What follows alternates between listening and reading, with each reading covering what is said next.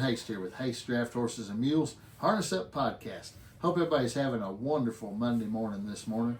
Starting out, happy St. Patrick's Day. It's St. Patrick's Day, so happy St. Patrick's Day. Hope everybody's got their green on so you don't get pinched. Kim's got his green on over here, and I got green on too, so we're good to go. But guys, we've had a big week. It's been super busy. We had a clinic last week, and we was here all week long, and I had a good friend of mine come from Conrad, Montana, and Kim has been a friend for, I guess, a year now. He bought a few teams from us. We'll go into all that story, but Kim was my senior advisor for my clinic here at the place this week, and I want to introduce Kim to y'all. So, Kim Harris from Conrad, Montana. How are you, Kim? I'm doing good. Kim has been super good to us. He's been started out just I sold him a team of horses, and and it's turned into he's kind of one of us now. Really, to be honest with you, Been quite a venture. it sure has, man. He come down to help us with our clinic, and we're here Monday morning, and I'm gonna take him to the airport to fly back to Montana. He's probably ready to go home, kind of. About ready to go check things out, make sure it's still there. Then I'll be satisfied to want to leave again. We got the office here. We're actually in the office. First podcast I've recorded at the office, and it's going good. I hope it turns out good anyway. But Kim slept here in the office all week. Was it good, Kim? Hey, it couldn't beat the accommodations. It's kind of like home. Where did you take a shower? Back there in the horse stall. and it worked out pretty good. It wasn't a bad shower at all. So guys, if you want to come here and buy a team, you can stay for free and have a free shower in the horse wash bay. But that's up to y'all.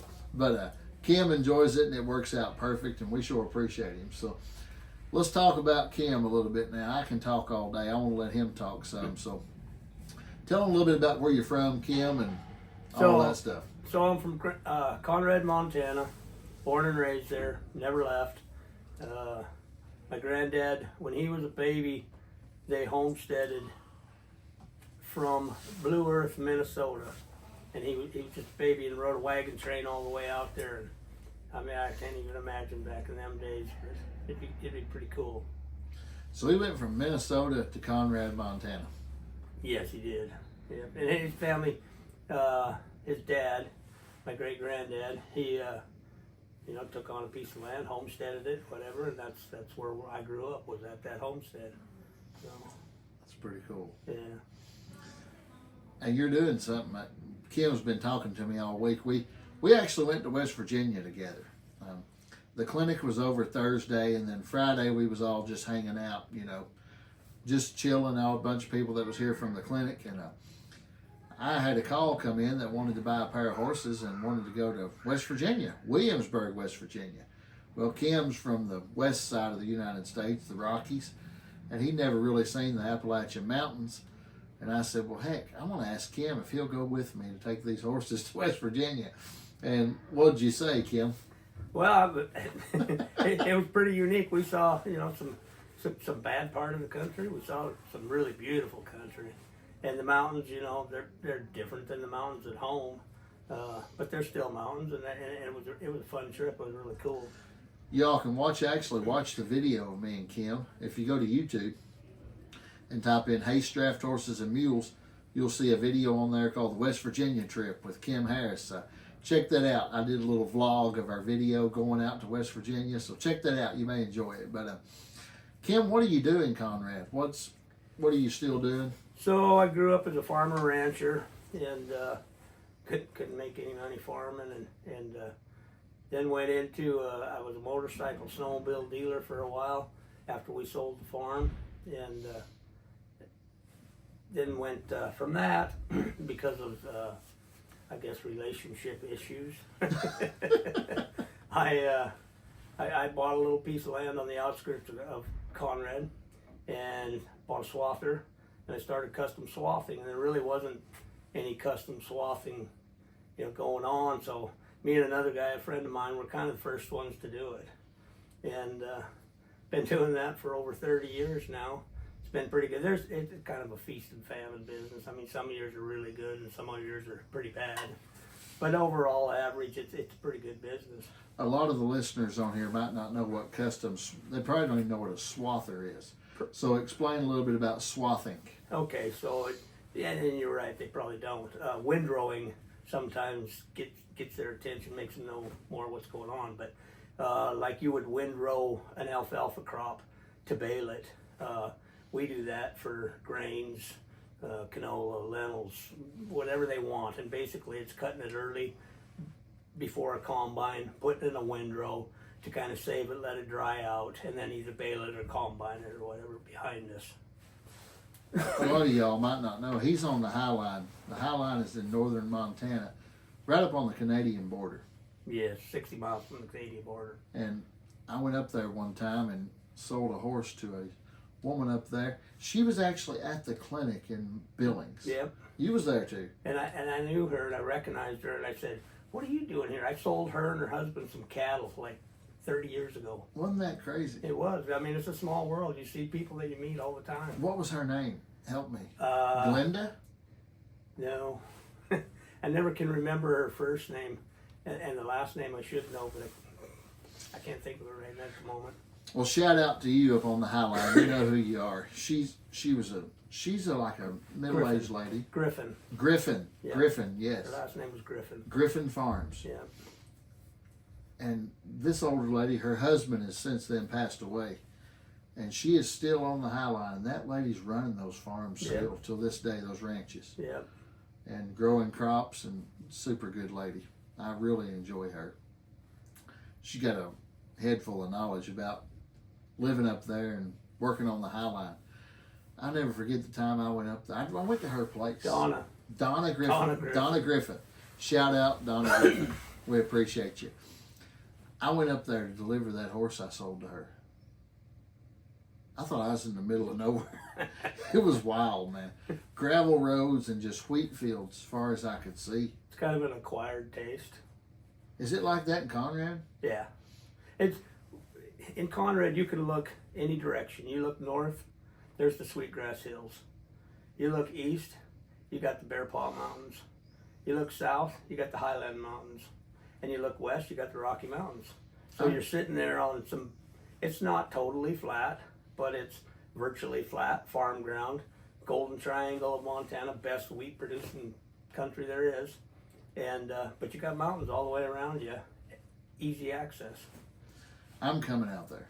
Oh yeah, you got to. I am. You got to come out. And me and you're going to run down coyotes. There you go. We're going to do that. He's been talking about running down coyotes, guys, all week. I guess we can go ahead and tell him, Kim. He's a trap maker. Kim makes Harris traps. If you go online, type in Harris traps, you'll find out all about him. Kind of tell them a little bit about your traps, Kim, what you do, and that kind of thing. So, I've been a trapper. I mean, I probably started when I was in junior high or whatever, trapping beaver, muskrat, whatever. Been trapping. My favorite thing to trap is coyotes and wolves. You know, they're the hardest to trap. It's the most challenging. And when I first started trapping wolves, they have a 3-week circle. And so they only come around once every 3 weeks. So if they come around and you don't catch them, you miss them, you got 3 weeks to wait till they come again. And so I would go check my traps, and there would be a wolf track there on the trap, and it didn't fire. And it was just frustrating because you got 3 more weeks to wait. And I said, there's got to be a better way to this. I mean, there's got to be something different.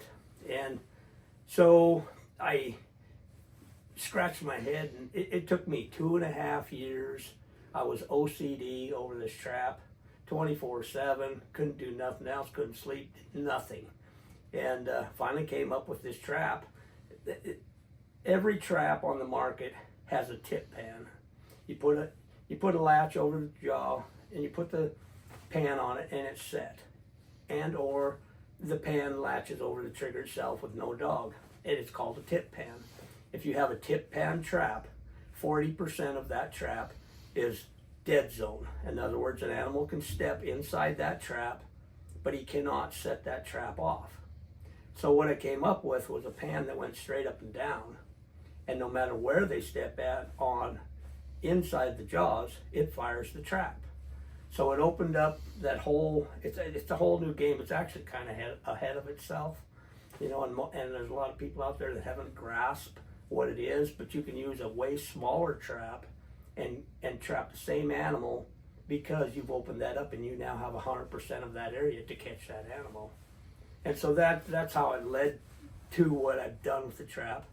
And it was mostly, like I said, to trap wolves.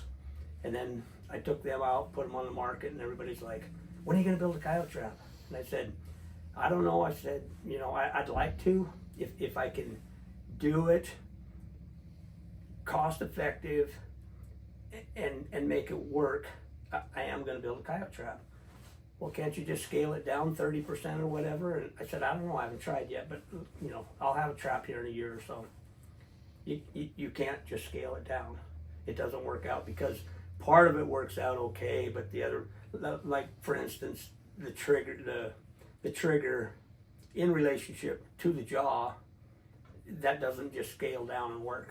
So it was like building a whole new trap again.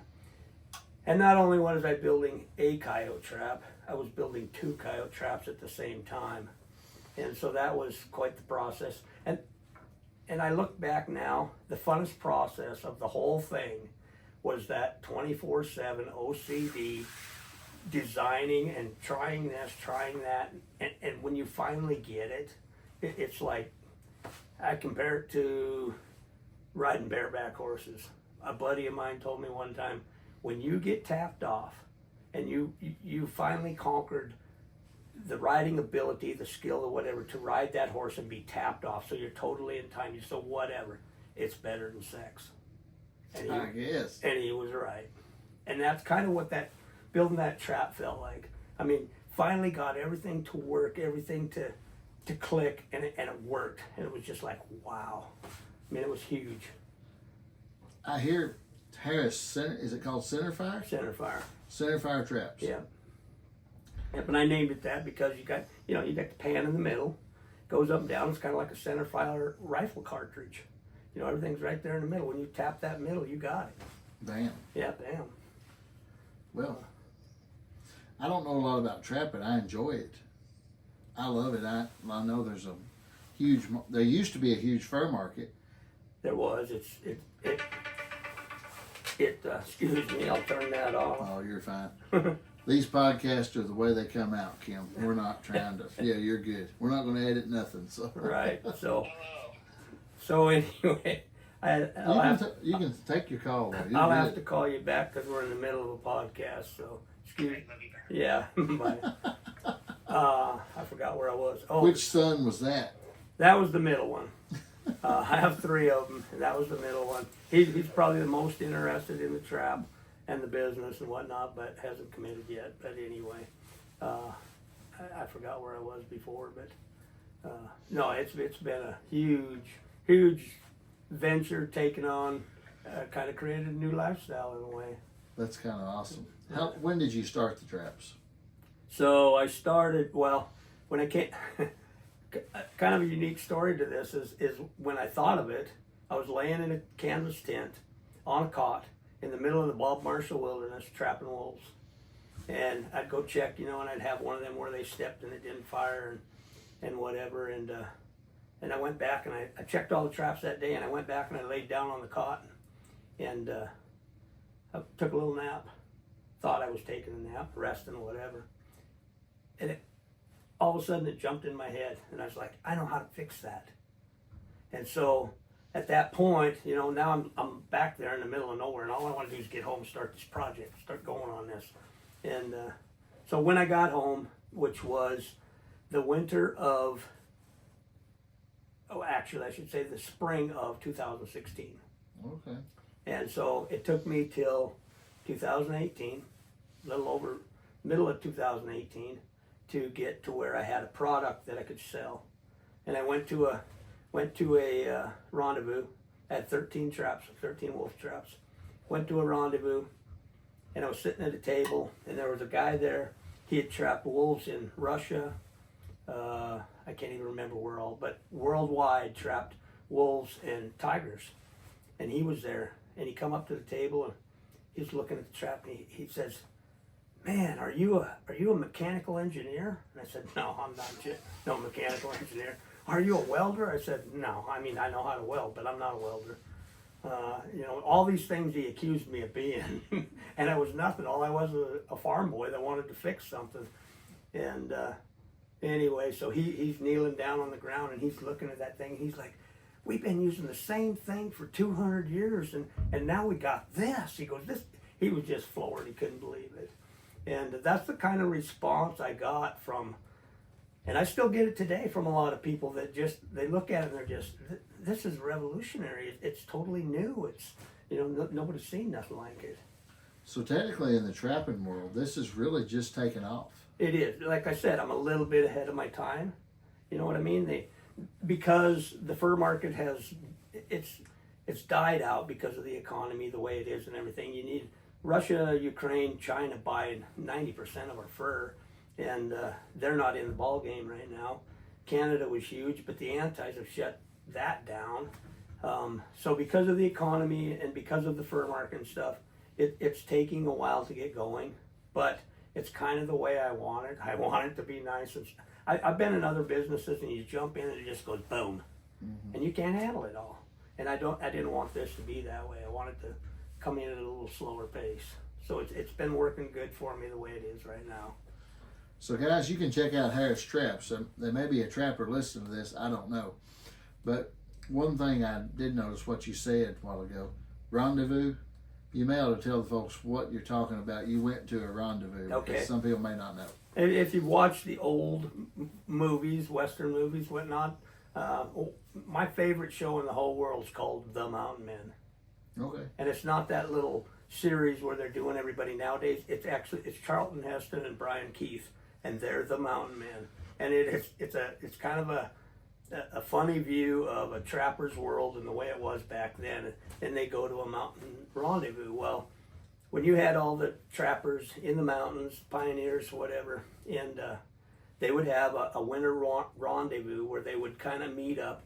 I mean, Yellowstone was a great place because it wasn't so treacherous and whatnot. You could get away without all the they had a lot of snow. But anyway, they would all get together in the winter and kind of huddle together and fellowship and survival and whatever, all be at the same place. So now, modern days, we have rendezvous mostly in the summer. But like, I'm a lifetime member of the Montana Trappers Association, the Idaho Trappers Association, the National Trappers Association, and there might be another one or two that I became lifetime members of. But every state that has a trapping association has a rendezvous sometime during the summer months. The national one has a western, a southeast regional, a national, which until I started going to these rendezvous, I'd never been west of the Mississippi. And now that I've been to the rendezvous, like for instance this year, our national rendezvous is in Harrisonburg, Virginia. And last year when it was in Sioux Falls, South Dakota, and they asked me if I was going to go to that one, and I said, I'm not pulling my trailer and going that far, clear over there. Not realizing we're not that far from it right now, and especially delivering the horses the other day. We're in West Virginia. I'm like, I've already been, I'm almost there. So we'll see how it goes. I don't know if I'll go or not, but so a rendezvous is just a get together. All the vendors, are selling product. You got demonstrations. Everybody's giving demos on how to trap, how to skin, it's just a big old get together, good time. So you're building these traps right in Conrad, right there at your place. Yep. Who helps you? Like, you got to have help to build them. So, I've had a few kids help me now and then. Some of my kids have helped me for a while. The main thing everybody kind of gets is it's repetition, monotonous, kind of like working in a Ford factory and you put in headlights all day. It's kind of the way it is putting a trap together. But my cousin, Dwayne, he's a year older than me. He was a welder by trade, and had kind of retired. Mm-hmm. He was done. He was, whatever. And he didn't live in Conrad for quite a few years. And all of a sudden he called me one day and he says, hey, tell me what's going on with these traps. How's this work? So I'm telling him and stuff, and he said, well, you need a welder? And I said, yeah. I said, I kind of do. I said, I'm doing all the work myself. I said, I'm getting older. I can't see very well. I had everything on my shoulders. I was everything. I was manufacturer, supplier, businessman, selling, shipping, everything. And it was starting to get kind of overwhelming and stuff. And he said, well, I'm planning on moving back to Conrad. Maybe I need a job. I said, yeah, you might. So I moved to Conrad. He took a look at everything. He's like, I can do that. I said, I know you can. So he's been my main welder, even though he takes off and goes to the Philippines for the winter and does his thing and whatever, and he comes back in the spring, and then him and I build traps frantically for the spring and the summer and into fall and whatever it takes. In the middle of swathing too. In the middle of swathing, and my oldest son has mostly taken over that. I do a little bit nowadays, but that's a full-time chore because you're gone from home 24/7. The swathing is basically 3 months out of the year to make your income. You live in a pickup, you're never home, and that was probably a little strenuous on part of my relationships too. But anyway, he's taking that on right now, and he does a hell of a good job. And yeah, it's kind of, there's a plateful come summer. Y'all call trucks out west pickups. Yes, we do. Yes. Around here, you're in They're Kentucky all now. trucks. It's a truck. They are. If you go to Billings, Montana, it's trucks. I mean, nobody talks trucks except old farm-raised kids. And then y'all refer to an everyday driving truck as a pickup. Right. Yep. Well, I guess that's the difference in the Northwest and That's the difference. Southeast. Yeah. But, Dwayne, shout out to you. I don't know if you're going to watch this or not, but we miss you. Wish you could have been here this week. Dwayne was here in October for our get-together with Kim, and we got to meet Dwayne. He's in the Philippines right now. And I don't think he even knows that this clinic went on. But when he gets home and he watches the videos or whatever, and I'll make sure to rub it in at how much he missed. He's coming in October, hopefully. And hopefully he's coming back, yeah. Yeah, he's a super good guy. We had a blast. You had an adventure here in October. We did. Kim started here, first time he ever come here, and wrecked his truck in Mount Vernon, Illinois, was it? Mount Vernon, yeah. So Dwayne and I brought my granddad's wagon down to Hansen Wagon Wheel in South Dakota. Dropped it off. I visited with Doug beforehand, and had made a plan. And so we were going to drop this wagon off at Doug's place. He's going to refurbish it for us. And then we took off and we headed down here. And we made it to Mount Vernon, and a semi in front of us all of a sudden locks up his brakes, skidding down the highway. And we did the same, and I turned and I was headed for the ditch, going to get around him and stuff. Well, he had the same plan. And so he went down in the ditch, and we went down in the ditch and plowed right into the back of him. And yeah, it wasn't real good. Totaled the pickup. It didn't hurt the trailer, thank goodness. That was my ex-wife's trailer that I borrowed from her, and didn't hurt it, but it totaled the pickup. And shout out to Alan Oberholzer down here on the creek. He come and got you. He did. I called Steven and I said, hey, we just got in a wreck, and I said, I don't know how we're going to get there or how things are going to work out. And he says, I got a good friend. He says, he'll come get you. I said, well, tell him bring a stub nose for that trailer. It's the only thing it needs, and we'll pull the trailer down. And he come and got us. It was about a 5-hour ride. And yeah, super people. I mean, I'm telling you what, everything that I've ever needed, wanted, whatever, when I'm here. Steven's taking me to the airport this afternoon because I fly out of Nashville. They came and got me in Nashville and brought me over here. It's unreal, the hospitality they got, and friendships, and it's wonderful. That's one thing you'll find here in this country. We take care of each other. It seems like it, yep. I mean, everybody I meet here and stuff, Henry and the whole, yeah, I believe it. It's a tight-knit group of people that absolutely enjoy each other, so it's... It is. We're tight-knit, and the people that come in for us, we're tight-knit with them too. Yeah. We'll take care of you. You know that. So. I've been shown that many a time. Totally appreciative. And I'm coming to Conrad sometime. You got to do it. I want to get on your Can-Am and chase coyotes with you. There you go. We will. That country is fascinating to me because I've been a lot, But it's just not something I see every day, you know. No, it's just like this. I mean, this is nice country too, but you don't do the same things here that we do at home, you know. I mean, but Every podcast I do, it's somebody from way away, and we're here. The differences is unreal. It is. Of the way of life. But yet, human life and human friend, you know, all your aspects of life. Yeah, everything out there might be different, but it's all the same in here. You know what I mean? That's right. Yep. So, it's all the same, just different places. So. Right. Yep. You talked about Granddad's Wagon. Yep. Hansen. Yep. Explain to him a little bit what you got going on with this project. Okay. So I've saved my Granddad's Wagon since I was a kid. It always sat in the barn, and I asked my dad or mom or whatever way back when. I said, what is this? Oh, Grandpa used to haul grain to town in that thing, and that was just something. So let me back up just a hair. When I was a little kid, and I used to watch Bonanza. One day I'm watching an old hoss. He pulls up on a team with a buckboard and blue roan team. Oh man, someday I'm gonna have one of them. So then along came Grandpa's Wagon, and I heard the story. I got an 80-year-old uncle at home that used to work for my granddad. And he told me the story one time, the first time. And he said, I used to work for your granddad. He said, one day he come home. He had the newest, neatest, coolest wagon you ever saw. He says it was 3 tiers tall, and there wasn't no 3-tier wagons in that country. And he says he was going to haul grain to town in that wagon.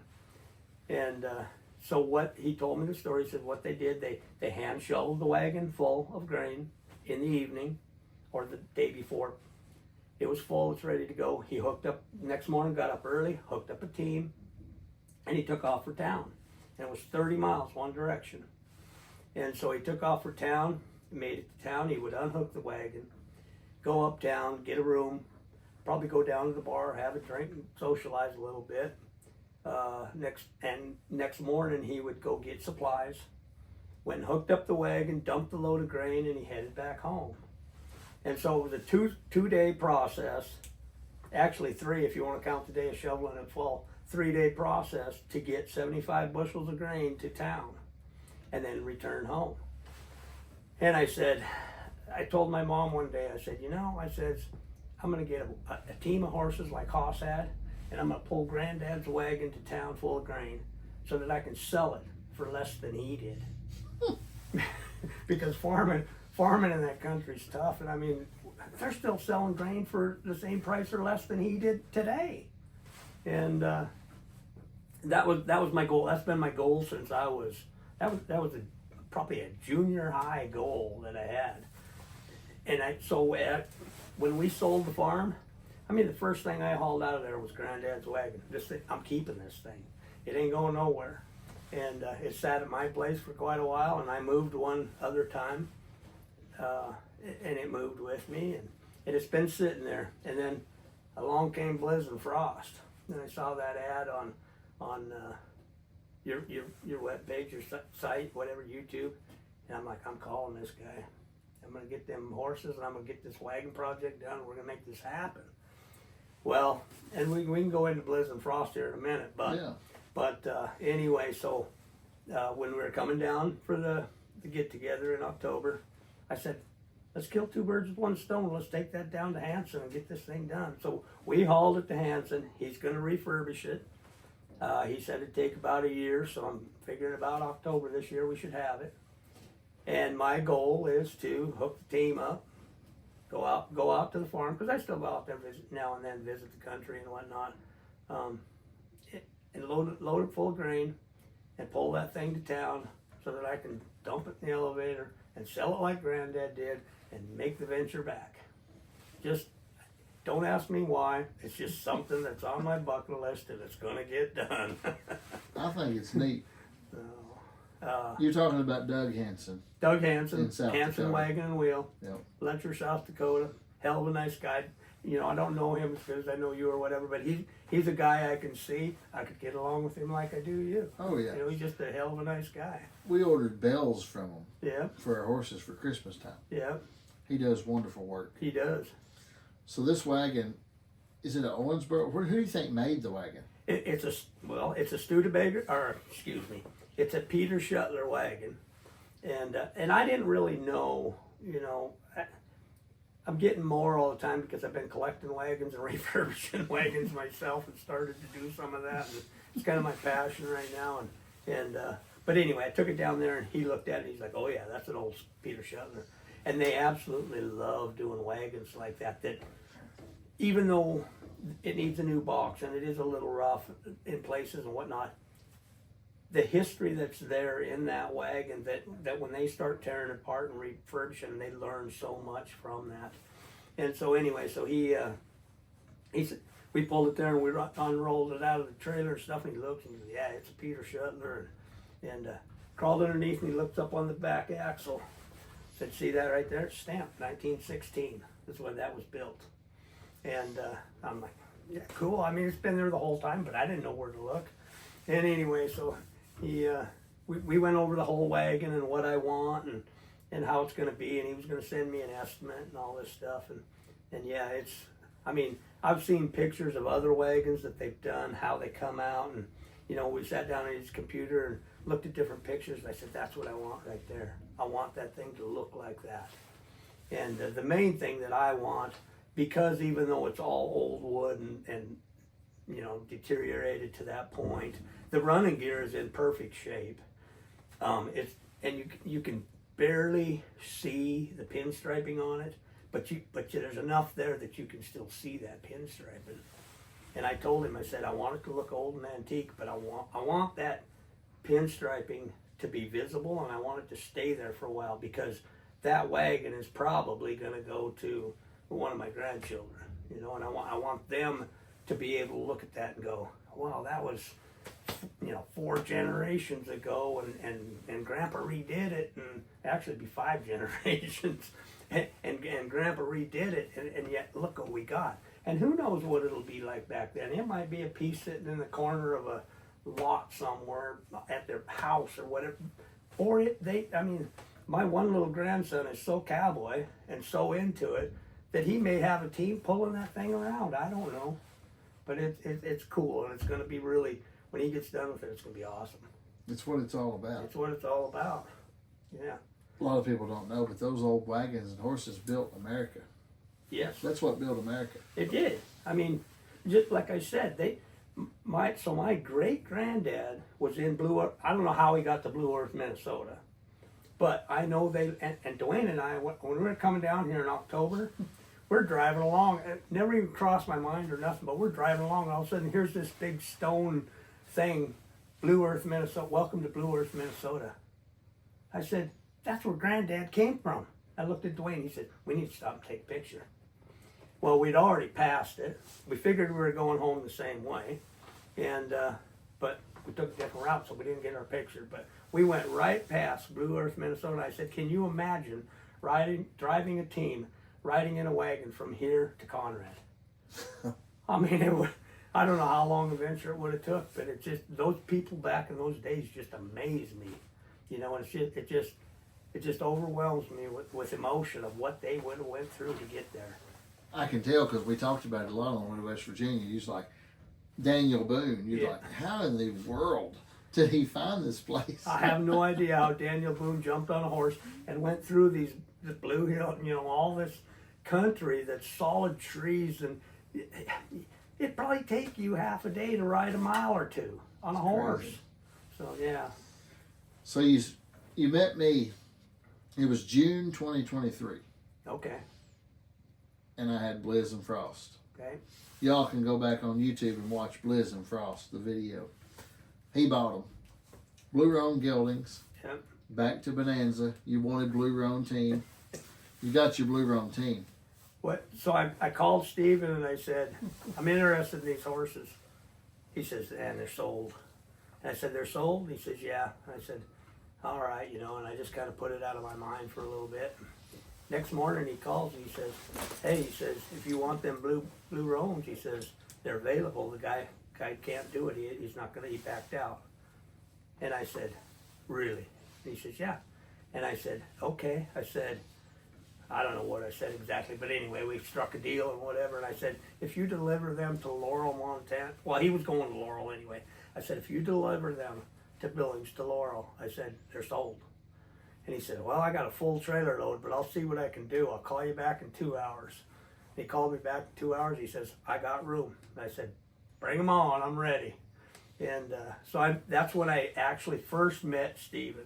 I talked to him on the phone, but hadn't met him, didn't know what he looked like, damn thing. And pulled up there, Stephen, and I'm expecting Henry because I watched the video. Yeah. And Henry's on the video, and Stephen walked out of the house, and he come walking up, and I said, hello, it's Stephen here. And he says, well, I'm Stephen.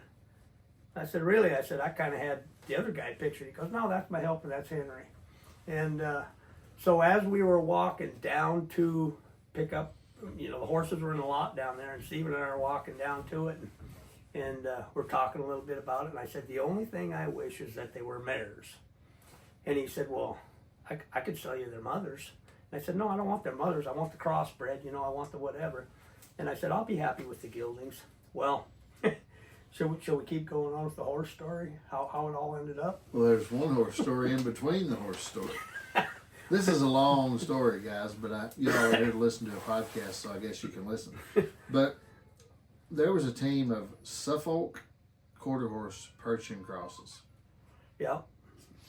And I knew of them for a long time and really wanted them, and I got a chance to buy them. And I brought them here and videoed them and sold them to a couple in Pony, Montana. Shout out to Dixie, Mike and Dixie Myrie from Pony, Montana. These folks are in their 80s, and they wanted a team to drive through Pony, Montana one more time. Drive the team through Pony. So they bought the team from me. Super good team, Duke and Duchess. And yeah, but they bought them. And they was out there. They drove them one time through the town. And evidently, Mike was not in too good a shape. Yeah, his health wasn't that good. COVID got a hold of him. So they needed to sell those horses. Well, she called me and said, can you put it on a live feed or something that we want to sell these horses? Well, I did. Well, who was on the live feed? This guy. He listened and he called me and he said, man, I'd like to get those horses. So it kind of happened. Yeah. So I went home with Blizz and Frost and thoroughly enjoyed it. I mean, they were everything, if not more, than what you guys represented them as. And my good buddy Lance, that you've now talked to on the phone a couple times. Yeah. Anyway, he come in and I said, you need to come drive this team with me and whatnot. And he come in and he's like, wow, he was thoroughly impressed. And anyway, so back to, I'm watching Stephen's videos and stuff, and all of a sudden Duke and Duchess pop up, and I said, man, if I hadn't bought them blue boys, I said, that's what I bought right there. And so it wasn't very, I called Stephen and I said, because I thought maybe Lance wanted them, because he's kind of a Suffolk guy and whatever. And, I asked Stephen about it, he says, they're sold, they went to Utah. And I'm like, oh, okay, out of sight, out of mind. And it was probably, I'm going to say a good maybe week, 2 weeks later, all of a sudden Stephen calls me and he says, them Suffolks? And I said, yeah. He says, they're available. Well, you said they went to Utah, but it was Pony, Montana. Well, I think the guys from Utah backed out, and then Dixie called and got them, but I don't know how. No, that's right. The guy from Utah paid for them and wanted to resell them. That happens sometimes. People buy them and they want to resell them. Yeah. So that team, we had them here. The guy from Utah paid for them, wanted to resell them. So I sold them to Mike and Dixie. Yeah. Sent the guy from Utah his money back. And now Mike and Dixie wants to resell them. Right. And so Stephen calls and he says, hey, the Suffolks are available. And I said, well, yeah, you got shipping involved and everything else. And he said, they're in Pony, Montana. And I said, really? And so he gave me Dixie and Mike's number and stuff, and I called him.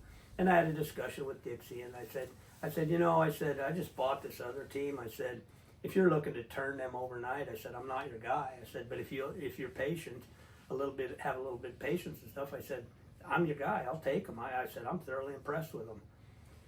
And so, and she told me she said Mike had COVID, and he's got on oxygen, and his heart's not bad, and he can't take care of him, and this and that. We got to sell him. And so anyway, we struck up a deal, and I kind of needed a little more patience than what she had, but anyway, we got it we got it done. And anyway, I come home with Duke and Duchess, and again I called Lance. I'm like, I need to come drive this team. And so he come in and he drove them both. And in fact, at our hometown function last year, Lance drove that team in our parade, and I drove the Blues. And yeah, I think he realizes what they are. I mean, they're good, they're broke, they're what you guys represented, and they're both damn good teams. Well, so on we go here. You know, now I got two teams and doing a little bit here and there, and working both teams, and trying to keep them both going and stuff. And the guy, when I bought Blizz and Frost, the guy that backed out, I guess it was a day or two after I'd spoken for him, he got a hold of Steven, and he'd now got everything put together, and he's ready to do it.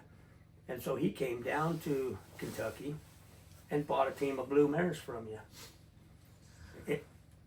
Mr. Stephen Lord, shout out to you, Stephen Lord. Yes, a big shout out on my part. A big shout out to you too. And anyway, so Stephen calls me up one day and he says, "You know them blue mares that you were talking about?" Yeah. He says Stephen Lord bought that, and I'd seen a little clip. Stephen did a testimonial, so I knew he had them. Mm-hmm. And but anyway, Stephen calls and he says them blue mares are available. There's issues have come up and stuff, and he wants to get rid of them. They're available.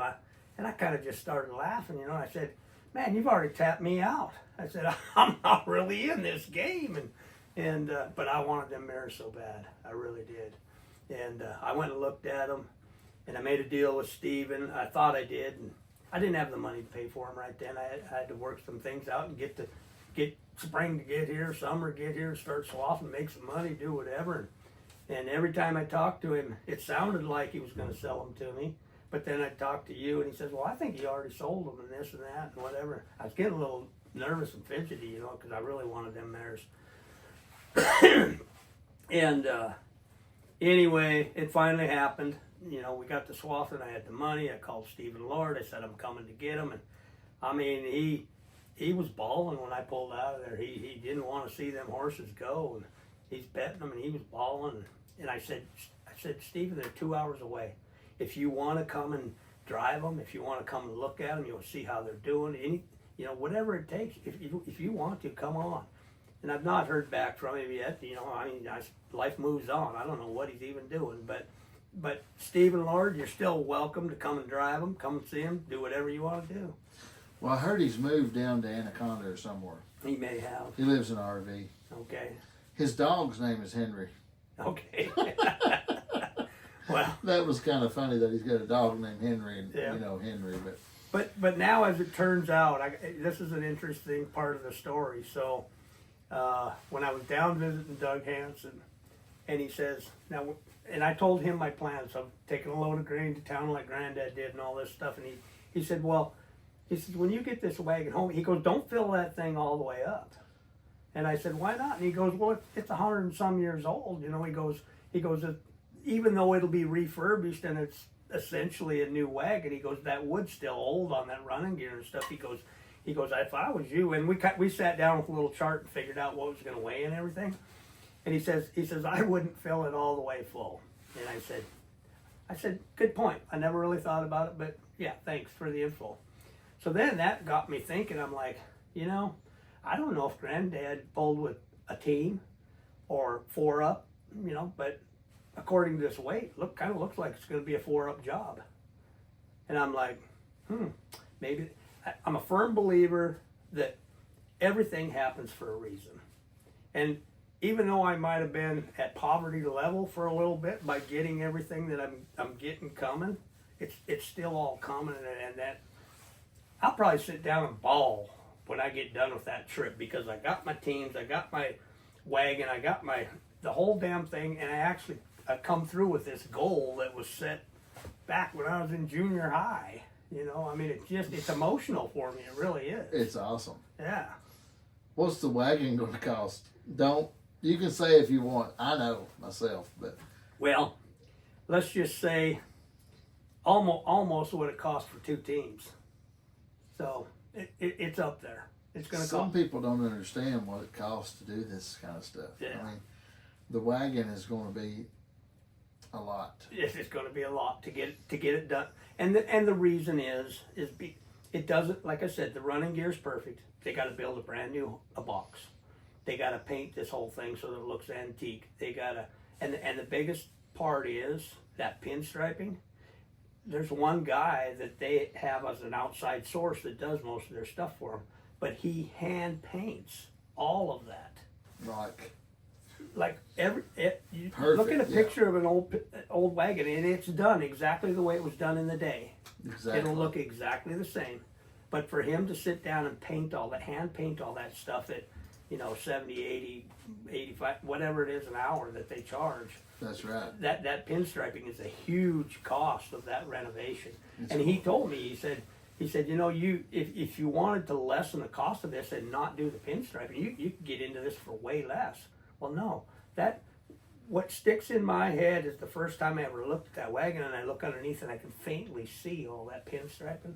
That's what to get that back to that stage that I can see that, and it might be a part of, you might call it stupidity to spend, but that's what I want, and to pay what I want, get what I want, that's where I'm at. And it's going to be iron wheels. Oh, it's got wooden wheels with iron tires. Yeah. He'll redo all the wheels and everything. So the only thing that they need to shrink the tires, and other than that, there was one spoke and one part of webbing on one wheel. But most of them wheels are good. They don't have to do a whole lot to the wheels. So it's more work than people think. It is. But you've got what was the guy that built the wagon's name? Peter Shuttler. You've got a Peter Shuttler wagon redone by Doug Hansen. That's totally original. It's going to be worth a lot of money. Yeah, it would be if it'll probably never get, it's not money we're going to recoup because it'll never be for sale. But here's the way Doug put it to me, because I called him and I said, you got a running gear just like that out front there that I could probably buy for less money than I'm going to get into mine, And he said, yeah, but it's not Granddad's wagon. Well, to me, that's huge because it's Granddad's. And to get it all done and know that it's just cool. It's going to be awesome. He said, when you go to the next Teamster meeting and you pull up with that thing, he goes, can you imagine the cool factor? And I said, there ain't nothing like it. It's going to be awesome. It's going to be really good. And then see, so that, I never had a brother. I have one sister, but I never had a brother. And so like Dwayne and I coming down here in October, that's as close as I have to a brother. It's a cousin. And so for him and I, and especially like the Blue Earth thing, he was sitting there, and when we were in high school and stuff, we didn't really get along. He's a year older than me, but we didn't really get along. And now we get along super. It's like a brother. And he gets to go through that with me. And I don't, he never would have, without me being in the picture, none of this would have came about for him. But now he gets to take part of that stuff. And I think it may not be quite as emotional for him, but it's still a huge part of what he is and where he came from and everything else. And I know it affects him too. You've got a big family though. Personally, you do. Well, yes, not behind me, but in front of me. Let's shout out to all your children. You can shout out to them. Because I have 6 kids. I have 3 girls and 3 boys. I was married twice and had 3 wonderful children with each of those women. And I'm still friends with, now that we're divorced and we can do our own thing, I get along with both the women excellent. You know, I couldn't ask for anything better, but I couldn't get along with them. Things just didn't click, and we didn't get along when we were together. Are you looking for a new woman? Because there's a lot of people on the podcast maybe listening. There's probably a whole bunch out there that maybe are thinking, this is my kind of guy. I'm not looking for a new woman. I do, as friends, yes, but as a get married and have a live-in partner, I'm not there. You love that little place in Conrad, don't you? I love my little corner of the world, and I relate it to, I got a lot of Norwegian in me, and I'm a stubborn goose, and I'm 64 years old. They're not changing me. So, yeah. Well, give all your kids' names and shout out to them if you want to. So I'll start at the oldest and go to youngest. And I got Jerica Ryan, who just gave me my 4th grandchild in August. Absolutely gorgeous little girl. And from there you go to Jaylene, who is a vet. She's been working at schooling since the day she graduated high school. I think it's like 11 years she's been going to vet school. Golly. But she's, she had to go to Vegas and take a test a couple weeks ago. When she passes that, she's already got a job. She will be an X-ray technician in the vet world. So she's secured everything. That's awesome. She's just a super smart girl that had high goals, and it's taken her a while, but she got there. Then you go to my oldest son, who's Colt. He's got 3 wonderful grandchildren. He's married to a woman that's got 3 kids of her own. So I got 3 grandchildren, or 3 step grandchildren is what I want to say. They're all super. Colt is the one that runs has basically taken over the swather business. Then you jump into the other family, and I got Kinsey, who's the oldest daughter of those 3, but my youngest daughter. And she just had a grandson in November. Another, beautiful, beautiful baby. I mean, wow. Anyway, then you go to McClay. He's my 2nd boy. He's, I don't know, he's the brains of the family, I think. He's just unequivocally so smart that he can't hardly stand it.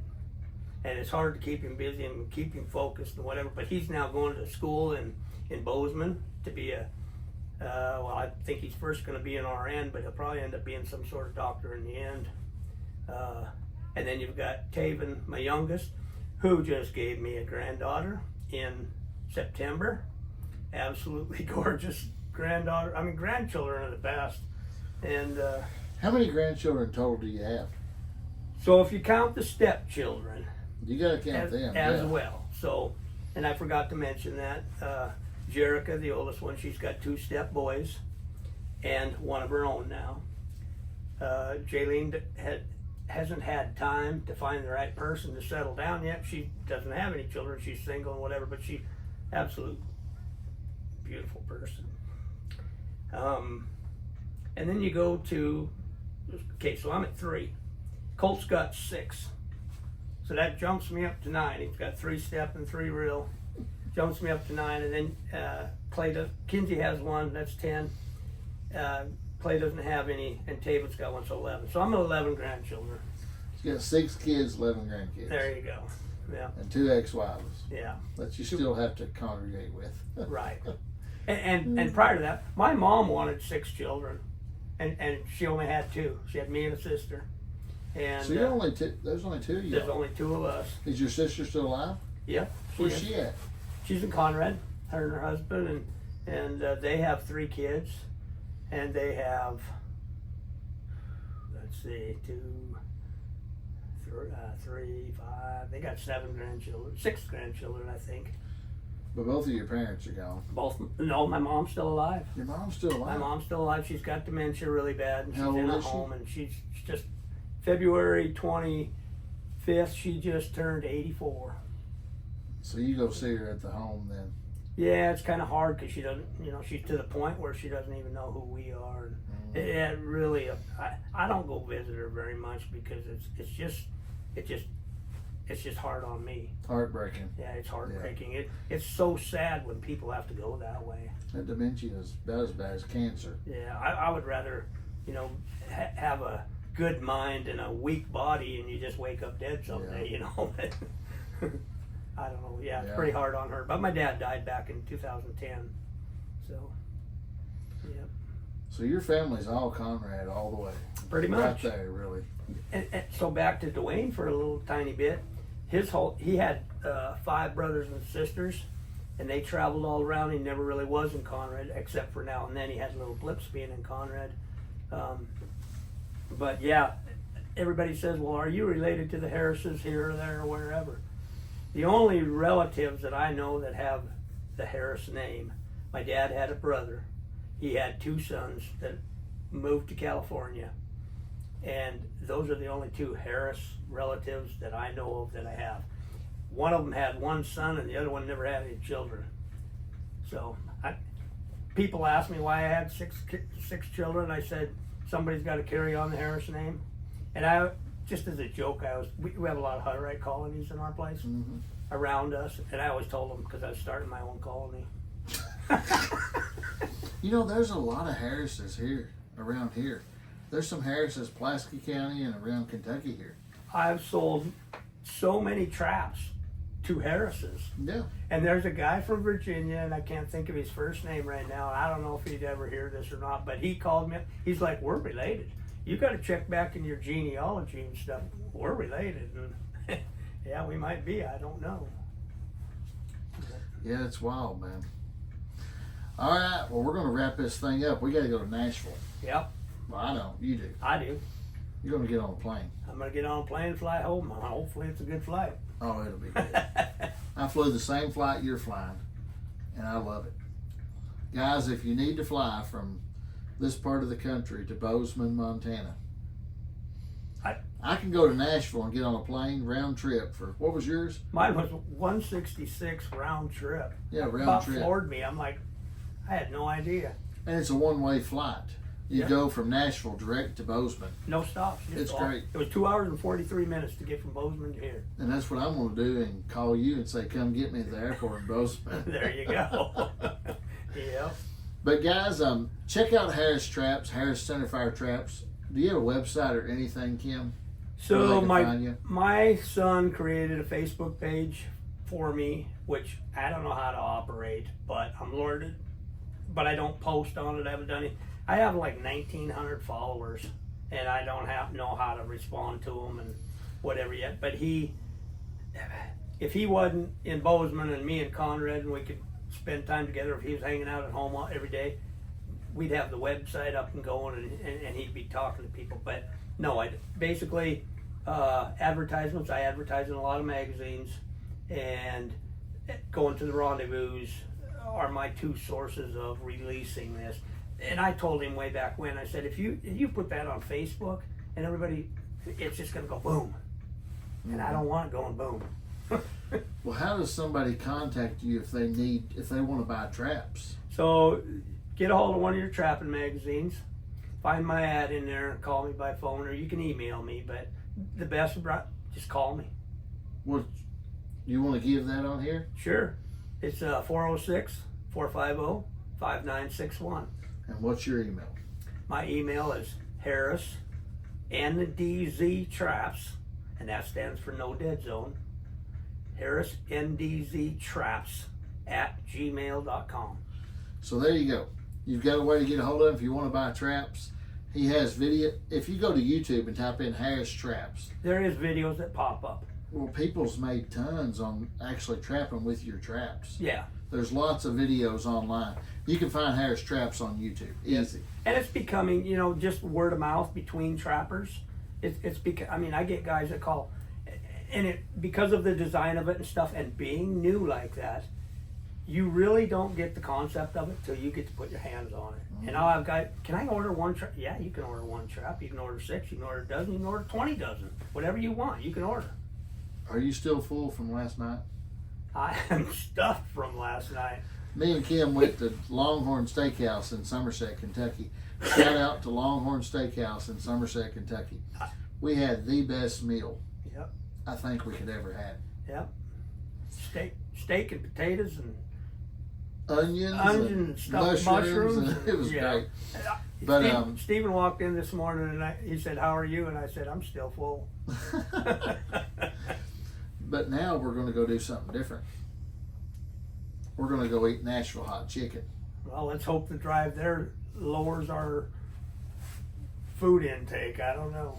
Well, it'll be good. We're not going to eat the hot stuff. We're going to get mild. That's just. We don't like hot food. Nope. We had some good food at the clinic though. Miss Michelle Yes. Grant, she made authentic Mexican enchiladas for us, and Mexican rice. It was amazing. It was really good. She made two different kinds. She made mild and she made hot. And we had the mild first. It was wonderful. And I ate mild, and I said, if that's mild, I can eat the hot. Me and you couldn't eat the hot. We could not eat it, but it was good. Shout out It was Michelle. good. We appreciate you so much. Guys, we got so many good friends out there. There's so many good people. There is. We can't mention all of you. And I just met about how many more this past week at 12? this clinic. Yeah, 12 more people that we added to our. I mean, it's a growing family. And it's going to be really good. Like Carrie in Dallas from Yep. Utah, Awesome people. and Melissa from upstate New York, Awesome. Andrew from New York. Yep, awesome. We're gal- forgetting people. The gal from New York, the other couple from, I mean, there's Christine and Danielle from Cedro Woolley, Washington. yeah, So many people come together over these horses, and it's amazing. Chris and Chris. Chris and Chris from Gastonia, North Carolina. There's so many people. We thank y'all, and it's great. Oh. Kim has become one of my probably best friends over horses in this business. And And I'd like to put on here to anybody listening to this, they're having a get together in October again, and if you are even have the slightest inkling of teams, wagons, horses, the whole of it, and you can come down, you need to come down and visit. You don't have to own a team or anything to come down to do this. everybody is welcome. Yes. And we're Come going be to part have of our family. brisket. We're going to kill a hog and smoke it. Henry makes a good brisket. Yes, he does. It's unbelievable. It's good. Guys, we appreciate each and every one of y'all. Check out Harris Traps. Check him out on it. He'll give you the phone number. I'll put it in the description. You got his email. You can go to YouTube. If you're in the trapping world and you want to trap, check it out. Also, check out Haste Draft Horses and Mules. Yep. And Harness Up is our podcast. Y'all are listening now. If you're new here, we really, really appreciate you. Check us out on YouTube. Go over to the YouTube channel, Haste Draft Horses and Mules on YouTube. Subscribe if you like what we're doing. We'd sure appreciate you. We're on Facebook. We're on Instagram. We're on TikTok. We're on X. We're all across the board on all social media platforms. We'd love to have you. And guys, until the next one, there's going to be some more podcasts coming soon. We had a little gap there, but I got Kim now on the podcast. We're going to have some more coming. A lot of stuff happening this year. It's going to be a huge year, and we want you here with us. So Sometimes it takes a little while to get a podcast put together. Because the first time we met, you said, we're going to do a podcast. And it took till now to get it done, but we got it done. year and a half, and we got a good one. I've really enjoyed this. I've enjoyed this. I've podcast. enjoyed It's it too. good. I didn't think And, I would, but I have. Y'all shout out. If you need anything, holler at us. We're here to help you. We have teams for sale, single horses, driving horses, harness, wagons, anything you need, we got it right here. Check us out on the World Wide Web at www.drafthorsesandsmulesforsale.com. You got to spell out the and. So www.drafthorsesandsmulesforsale.com. Follow us on social media. Subscribe on YouTube. If you need anything, give me a call. You can call me straight, 606-303-5669. We're here to help you. We want your business. And if you're out listening and you don't ever plan to buy a draft horse or mule, you don't ever plan to buy anything, we want you here too. Yeah. We appreciate your support. You supporters out there mean so much, just as much as the people that's buying. Your support, your liking, your comment means the world to us, and we appreciate you. Come in October. It's going to be October 23rd, 24th, 25th, and 26th. here at 1271 Halen Young Road, Liberty, Kentucky. Everybody's welcome. It's going to be a huge get-together of nothing but riding wagons and having a great time. Everybody's welcome. And not everybody may know what a great singer and they used to play in a band and all that stuff. And Stephen's going to try and get the band together. I'd like to. It'd be fun. Yeah, he's going to be the entertainment. If you like bluegrass music, banjo, mandolin, fiddle, guitar, sing some We got good old a down little home taste of music. that the other night, and it was awesome. Yep, I enjoy playing the mandolin and singing. I really do. Banjo, guitar, and we'll have good fellowship. And if you want to meet some of the best friends you ever had in your life, come to that get together. I say, come and meet some. Join our community, join our family. Subscribe to YouTube now and join. You can subscribe to YouTube now and start following along, commenting, and build up to October. It's going to be a great time. So, Kim, I appreciate you. I appreciate you too. Thank you. This has been wonderful, even though I didn't think it was going to be, but it turned out good. It's going to be great. I'm just not an in front of the people type kind of person, but it worked out. There's nobody here but me and you. Well, Herschel's looking at us over there of that chuck wagon. There's a whole great big audience out there.